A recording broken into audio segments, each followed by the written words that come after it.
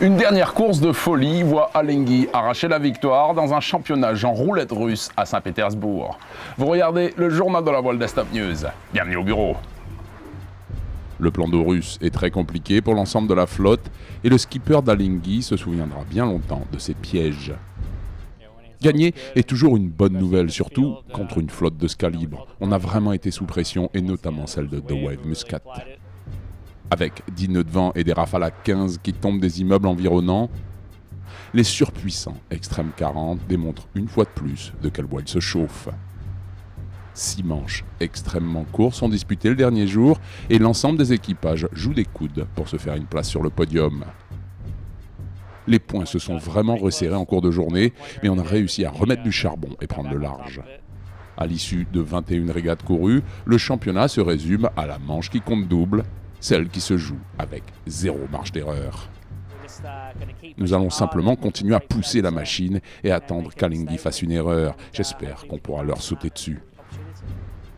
Le jeu de la roulette russe entre The Wave Muscat et Alinghi se poursuit pendant la manche finale à coefficient 2. L'équipe omanaise a besoin d'intercaler 7 bateaux pour espérer détrôner l'équipage suisse. Un défi que même le champion Lee McMullen ne réussira pas. C'est toujours bien de gagner et on est bien sûr un peu déçu de ne pas y être parvenu, alors que je sentais vraiment qu'on naviguait super bien cette semaine. Alinghi remporte assez largement sa 3e victoire de la saison, mais l'équipage suisse reste très prudent. On travaille bien ensemble et on prend doucement confiance en nous. On se dit que ça peut le faire et qu'on ne court plus après un podium. Maintenant, c'est vrai que la pression est très forte et qu'il va nous falloir être très attentifs si nous voulons rester en tête. Alors que le circuit entame la 2e partie de la saison, l'attention se porte sur le classement général. C'est bien de mettre un petit pied vers la victoire finale et faire savoir aux autres que nous sommes ici pour tenter de gagner le circuit cette année. Les Extreme Sailing Series disent au revoir à la Russie. La prochaine étape a lieu à Cardiff, fin août. De Suède à l'Espagne, en passant par l'Égypte, le journal de la voile en 90 secondes chrono. Bienvenue au bureau. De Suède, la 77e prestigieuse régate autour de l'île de Gotland part de la capitale Stockholm. Près de 300 bateaux participent à cette épreuve hauturière d'une longueur de 350 milles. La AF Offshore Race est la plus grande course au large de l'Europe du Nord et sans doute la plus réputée. Depuis 4 ans, le départ se fait au fin fond d'un long canal et en plein cœur du centre-ville de Stockholm.